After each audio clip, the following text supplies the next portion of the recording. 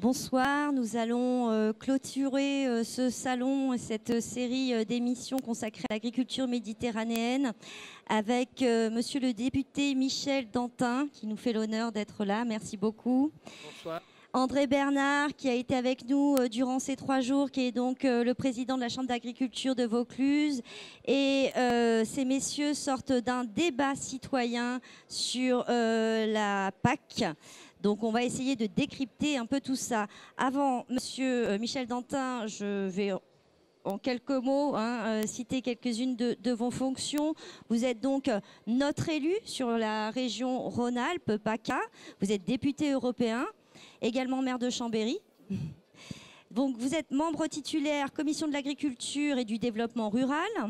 Vous êtes également membre de la commission de l'environnement, de la santé publique et de la sécurité alimentaire. Et donc vous contribuez aux intergroupes que sont le changement climatique, le développement durable et la biodiversité.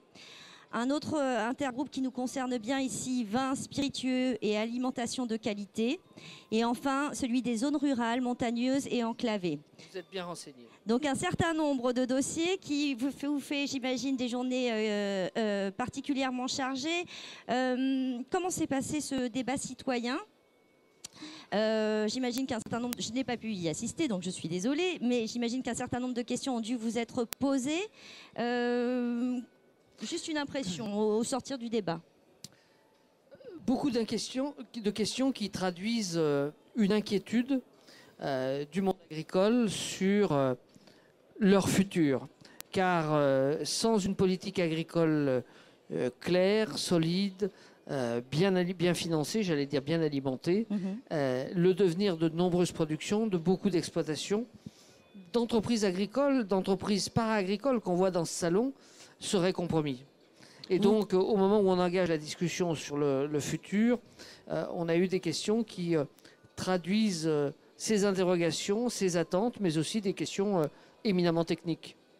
Donc, sans entrer dans ces questions techniques, est-ce que simplement vous pouvez nous rappeler pourquoi il est important d'avoir une politique agricole commune aujourd'hui dans un contexte qui est plutôt celui de la mondialisation ? À quoi vous servez ? Écoutez, si vous regardez dans l'histoire, tous les pouvoirs politiques ont eu une politique alimentaire. Cette politique alimentaire, elle prend généralement la forme d'une politique agricole. Et l'Europe n'a pas dérogé à cette règle. Cela paraît lointain à beaucoup, mais pourtant c'est pas si vieux que ça. En 1962, l'Europe des 6 n'est pas autosuffisante sur le plan alimentaire. Elle importe tout. Elle importe de tout des autres pays. Et donc, il y a cet élan un peu visionnaire du général de Gaulle et des autres chefs d'État et de gouvernement à cette époque qui décident de mettre en commun l'argent qu'ils consacrent à aller acheter de l'alimentation ailleurs dans le monde pour développer la production agricole européenne. Et la première PAC, qui aujourd'hui est décriée, elle a bien consisté à faire produire, j'allais dire à faire pisser les terres de France, les terres d'Allemagne, etc., pour produire suffisamment de lait, suffisamment de vin, suffisamment de viande, pour nourrir la population européenne. Ne nous voilons pas la face, au plus bas coût possible, puisque dans le même temps, le consommateur demandait à ce que le poids de l'alimentation dans son budget diminue. Et simplement 2 chiffres, en 1962, 22% du budget d'un ménage était consacré à son alimentation. En 2015, c'est entre 8 et 10% suivant les pays européens du budget qui est consacré à l'alimentation. Donc cette bataille de l'autosuffisance, cette bataille de la baisse des prix aux consommateurs, elle a été gagnée. La bataille de l'autosuffisance, elle a même été gagnée trop vite, puisque dès 1977, c'est-à-dire 15 ans après le lancement de la politique, on avait déjà les fameuses montagnes de beurre, les stocks de viande. Et donc la politique agricole aujourd'hui, sous d'autres formes, elle vise toujours à sécuriser le consommateur à travers des règles de production plus draconiennes chez nous que dans le reste du monde, parce que le consommateur européen attend un standard de production plus haut que ce qui existe ailleurs dans le monde. C'est le premier élément qu'il faut avoir en tête. Le deuxième élément aujourd'hui de la politique agricole commune, c'est de contribuer à travers une activité qui est répartie sur l'ensemble des territoires à disperser de la valeur ajoutée sur tous les territoires, et en même temps, notre capacité d'exportation contribue grandement à l'équilibre de la balance commerciale. Le contexte aujourd'hui n'est plus le même, vous l'avez rappelé. On voit poindre cette question du Brexit. Est-ce que nous, ici, on pourrait être susceptible d'en subir des conséquences? Oui, sans doute. Enfin oui, ça dépend à qui je m'adresse. Le consommateur avignonnais ou de cette région sud, peut-être pas. Les producteurs agricoles, sans doute. La Grande-Bretagne est un pays qui, dès le XVIIIe siècle, avait privilégié son développement industriel au détriment de l'agriculture. Et donc, la Grande-Bretagne est un pays qui importe de tout pour se nourrir. Un chiffre très simple, facile à retenir. La Grande-Bretagne importe chaque année 2 millions de tonnes de viande depuis le continent. Si le Brexit se passe mal, s'il n'y a pas d'accord, s'il n'y a pas une poursuite d'un minimum d'échanges commerciaux, je dis souvent en plaisantant, il va falloir agrandir la taille des steaks hachés parce que du surstock de viande, on va en avoir à consommer. Plus concrètement, la Grande-Bretagne, c'est aussi un très gros importateur de produits du maraîchage, de fruits. Et n'oublions pas ici, dans les Côtes du Rhône ou dans les Côtes de Provence, le formidable marché que représentent les clients britanniques. Je prends un exemple qui est hors de votre région, hors de cette région, en cognac. Nous consommons que 3% de la production de cognac, les Français, mais plus de 20% de la production part au seul Royaume-Uni. Donc la question du devenir des accords, de la relation avec la Grande-Bretagne est une question qui est éminemment importante pour tous aujourd'hui. Alors, quel est le rôle d'un député européen dans ce contexte, on comprend, un peu compliqué, qui n'est pas toujours non plus compréhensible ni par le monde agricole, les acteurs du monde agricole qui parfois peuvent avoir quelques inquiétudes sur la PAC. Quel est votre rôle et quel est le discours que vous avez tenu aujourd'hui au plus près du terrain? Vous êtes venu jusqu'à nous pour nous dire quoi? Depuis 2009, le Parlement européen a une mission pleine. Ça veut dire que les parlementaires européens votent les textes européens. La politique agricole, elle est de compétence exclusive de l'Europe.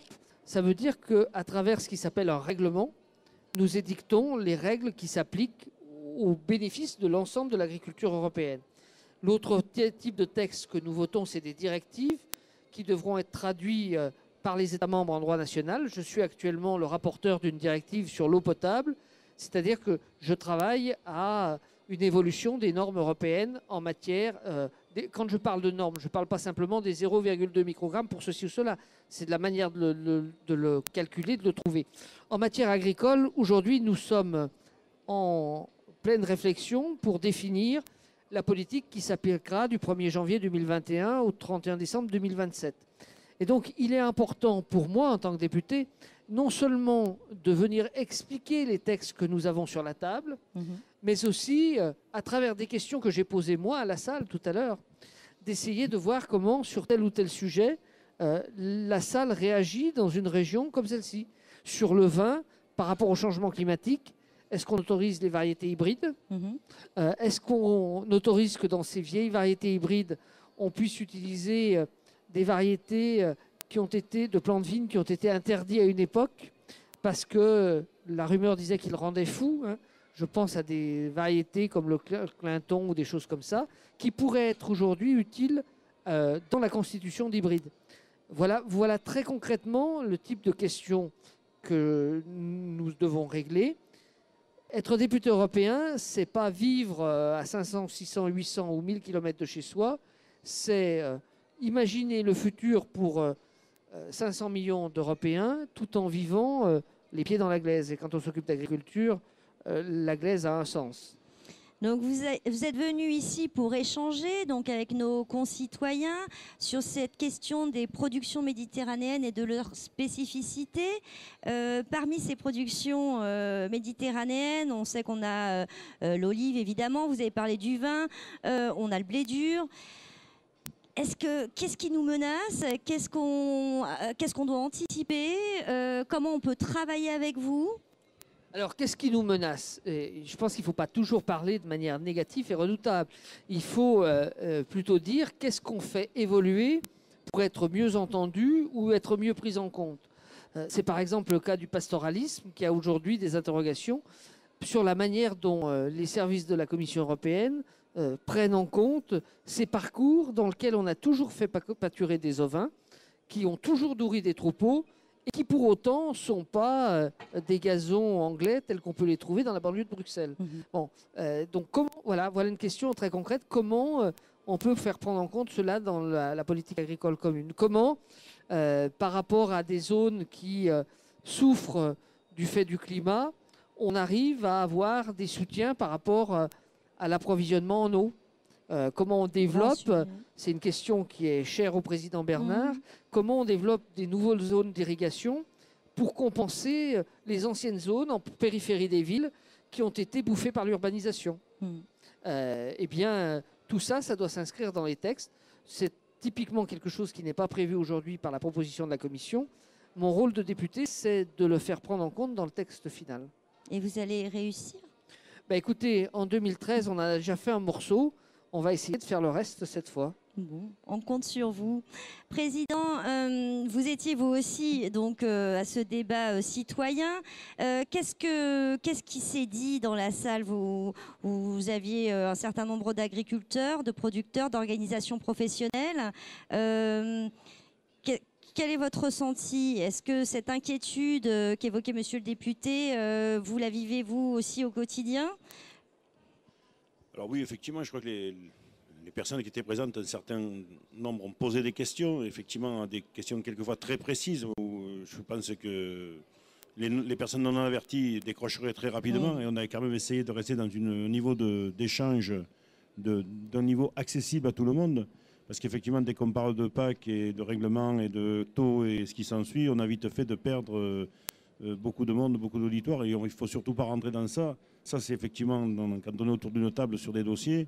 Par contre, je crois que ce qui était important après-midi de faire, ce qui a été fait, c'est-à-dire qu'il puisse y avoir un échange, que M. Dantin nous apporte un certain nombre d'éléments, qu'il y ait des questions qui sont à poser et qu'il apporte des réponses, des débuts de solutions, et que ça nous permette aussi de se rendre compte que, et je suis convaincu que face à la complexité du dossier, aux enjeux que ça représente, il faut un travail continu, permanent de toutes nos équipes et en relation avec M. Dantin et ses équipes pour qu'on puisse, je dirais, co-construire la solution la moins mauvaise pour nous, ou si je suis plus optimiste, la meilleure pour nous. Et pour avoir un peu de vécu, même si j'ai encore, j'espère, du temps à faire, je me rends compte que quand on est persévérant, quand on est cohérent, quand on sait travailler en réseau, on peut arriver à faire changer quelquefois le mot dans une phrase qui va changer la formule derrière. Et c'est ça qui compte. J'ai des exemples bien précis. Moi qui ne suis pas bon en littérature, c'est vrai que quelquefois le mot, suivant où on le met dans une phrase, ça peut changer beaucoup de choses. Donc c'est ça, c'est le petit détail qui fait qu'à la sortie, l'agriculteur, il aura quelques points de plus d'aide ou quelques points de moins. Ce n'est pas les aides qui feront tout, c'est d'abord le revenu, la valorisation du produit. Et je crois que là, c'est effectivement, la PAC peut nous aider à améliorer la qualité de nos produits, la structuration de nos filières, pour aller chercher la valeur ajoutée, à compenser certains handicaps liés au climat ou au sol pour certaines productions. Mais je pense surtout une PAC qui va nous aider à avancer. L'OCM Fruits et Légumes est un exemple, parce qu'effectivement, de l'engagement des producteurs à travers les fonds opérationnels, les programmes opérationnels, on arrive à développer un certain nombre d'outils qui nous ont permis de reprendre de la compétitivité. Donc les choses ne sont pas faciles, c'est sûr. Quand on n'est pas dans le milieu, c'est de l'abstrait. Par contre, ça a un effet bénéfique pour tous les consommateurs et bénéfique pour l'économie de notre région. Et je crois qu'ici, au cœur de ce salon, ce que nous voulons, c'est qu'effectivement la PAC permette à cette agriculture de cette région très variée, très engagée dans des démarches qualité, confrontée à énormément de sujets, on puisse trouver quelques lignes qui nous permettent d'avancer. On n'avancera pas surtout à 100%. Par contre, il y a des pentes de progrès possibles et il faut qu'on les fasse. Mais je vais prendre deux exemples très concrets qui ont été obtenus au cours de ces années qui viennent de s'écouler. En 2008, les pays d'Europe du Nord avaient obtenu que l'on supprime toute régulation, tout encadrement de la production de vin en supprimant les droits de plantation. Leur objectif, c'était permettre de faire du vin partout, dans n'importe quelle condition, et baisser les prix. Dans le travail parlementaire en 2013, je peux dire puisque c'est moi qui étais le rapporteur du texte, réintroduit un système d'autorisation de plantation qui permet d'ajuster l'offre à la demande et de maintenir un prix sur la durée pour les viticulteurs qui soit satisfaisant, tout en ayant des cahiers des charges qui garantissent aux consommateurs que quand il vient acheter un vin des Côtes-du-Rhône, il est bien produit dans les conditions de cahier des charges de l'appellation d'origine. Autre mesure plus récente que j'ai fait évoluer il y a 18 mois maintenant, même pas, un peu moins, c'est tout ce qui concerne la capacité donnée aux producteurs de s'organiser en groupement pour aller négocier aussi bien la vente de leurs produits que l'achat de leurs matières premières. Vous savez très bien que nous avons aujourd'hui en France un anachronisme, c'est qu'il reste quelques grandes centrales d'achat, quelques grands groupes de grande distribution, réunis entre eux dans des centres d'achat, 4 centrales d'achat, face à une multitude de producteurs. Si on ne permet pas aux producteurs agricoles de travailler ensemble, de vendre ensemble, de négocier ensemble face à la grande distribution, ils seront écrasés. Et donc mon rôle en tant que député, c'est de renforcer le pouvoir des producteurs dans l'équilibre de la chaîne. Donc sans que le consommateur soit victime au final de la négociation. Vous évoquiez 2008, donc ce sujet au niveau des droits de plantation, 2013. Aujourd'hui, 2018, on est sur Medagri, le salon de l'agriculture méditerranéenne. On a Tech Bio, un salon dédié à l'agriculture biologique. Le contexte a changé, on parle beaucoup de transition agricole. Est-ce que les sujets que vous défendez ou que vous portez sont différents d'il y a 5 ans, d'il y a 7 ans ? Oui, sur un certain nombre de questions. Par exemple, on sort de l'adoption d'un nouveau règlement bio qui permet d'avoir des règles qui soient réellement communes sur le bio entre les différents pays européens et de pouvoir négocier des produits bio à l'étranger, des produits bio italiens en France, en toute garantie et en toute sécurité. Pour le reste, quand on voit les 2 ou 3 saisons agricoles qui viennent de s'écouler, quand on voit les chiffres que nous donne la Mutualité sociale agricole qui montrent que pratiquement un tiers des paysans français ont vécu au cours des 2 dernières années avec 350 € par mois, autant dire que le travail reste à faire et qu'il est un éternel recommencement parce qu'on ne peut pas se satisfaire dans une société qui a fixé le salaire minimum pour les salariés à plus de 1 000 € par mois, que des agriculteurs qui mettent leur argent dans l'outil de production, qui ne comptent pas leurs heures, n'est que 350 € aide touchée de revenus par mois. Ça veut dire que le système est imparfait et qu'il faut continuer à travailler pour le parfaire. Le contexte de changement climatique, on en parlait aujourd'hui sur notre zone qui était un petit peu une région sentinelle en la matière. Est-ce que là aussi, on anticipe un certain nombre de problèmes, en tout cas de défis qu'il va falloir relever ? On a évoqué la question de l'eau, qui est une grande question sur notre territoire. Écoutez, dans les débats qui sont venus lors de la dernière session à Strasbourg début octobre, il y a eu le débat sur le moteur de l'an 2030. Bon. Quels sont le taux d'émission de carbone dans les moteurs de 2030 ? On est là dans le concret par rapport au changement climatique. Quand on va parler de la politique agricole commune, la question va être quelle contribution l'agriculture peut apporter à la lutte contre le changement climatique et à la captation de carbone. En clair, est-ce qu'on favorise l'incorporation à grande échelle de matières organiques dans les sols, donc l'amélioration du taux d'humus et donc l'amélioration du taux de carbone dans les sols? Est-ce qu'on privilégie telle production qui est moins émettrice de gaz que d'autres? Je prends un exemple très simple. Aujourd'hui, on parle beaucoup de la production de méthane liée à l'éructation des vaches. Le troupeau bovin en Europe a réduit pratiquement de 25% en 25 ans. Est-ce qu'il faut encore faire des efforts? C'est vrai qu'une vache qui produit 10 000 litres de lait, elle a une consommation d'herbe, elle a un travail du rumen qui est plus important. Pour autant, elle ne produit pas plus de gaz que produisaient 3 vaches en 1925 pour faire la même production qu'elle aujourd'hui. Donc on est face à ces interrogations. Trouver la technologie, trouver l'outil de politique adapté pour sortir des incantations. En tout cas, ce qui est clair, c'est que tout le monde comprend bien aujourd'hui que c'est un sujet qui est sur la table. La question de l'eau est dans des régions comme les nôtres une question essentielle. Il y a quelques mois en arrière, nos collègues d'Europe du Nord nous disaient « Ah non, non, vous allez modifier la compétitivité et donc vous allez créer des facteurs qui vont nous être défavorables. » Vu ce qu'ils viennent de vivre cet été en termes de sécheresse, ils sont plus ouverts à ce qu'on parle de l'eau dans une politique agricole commune. Il ne s'agit pas de faire n'importe quoi avec l'eau, Il s'agit de maintenir une production dans des conditions économiques acceptables sans détruire et gaspiller la ressource naturelle. C'est ça le chantier que nous avons devant nous. Quand les agriculteurs développent du goutte à goutte plutôt que de l'aspersion, c'est un investissement important, mais ça contribue à un respect de la ressource et un non-gaspillage. La politique agricole commune, c'est aussi ça. On le voit sur le salon, encore une fois, aujourd'hui, beaucoup d'innovations. Le monde agricole vraiment est en mouvement, est en changement, en transition. On a des initiatives en matière de méthanisation, on a un tracteur électrique, il se passe plein de choses.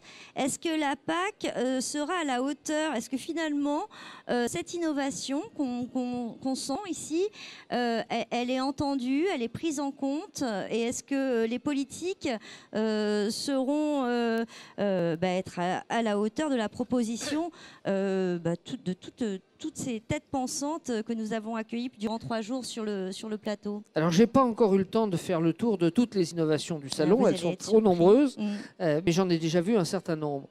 Ce qui est clair, c'est que la politique européenne, à travers le budget de la recherche, dont une enveloppe est réservée à l'agriculture et à l'agroalimentaire, y compris l'agrofourniture, permet de financer de la recherche fondamentale, notamment, et permet aussi de financer de la recherche à travers les instituts techniques.